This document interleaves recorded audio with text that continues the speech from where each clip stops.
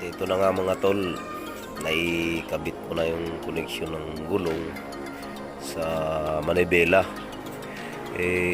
At saka yung sa shock naman, ito, naitap ko na rin. Medyo maganda na siya tingnan. Ayan, ayan ang magiging kalabasan niya. Yung aking four wheels na motorcycle.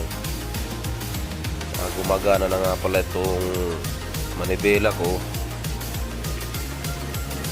At pag-alawin natin o pag-anahin natin kung paano siya mag-work.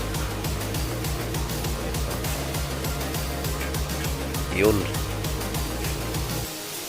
dalawa na magaran siya. Ulok na yung pinalalagay natin.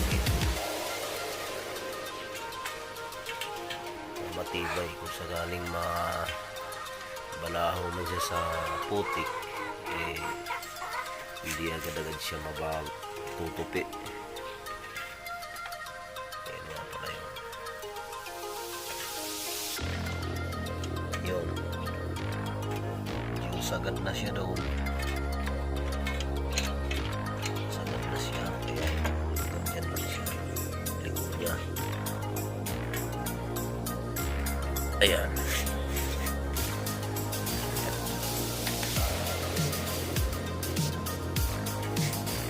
Natutuwa lang nung makita na tapos na yung front.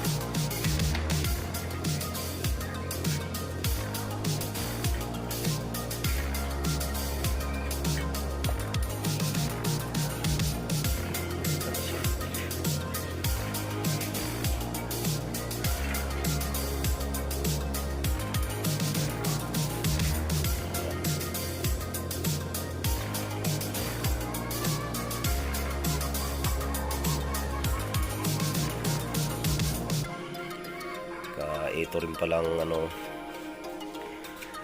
ito yung mga sprocket ko, may kabit DIY lang kasi wala tayong pambili. Ito, gagawa rin pala ako ng reverse gear dahil hindi na lang paghintay, pinipuraan ko na rin pagkabit itong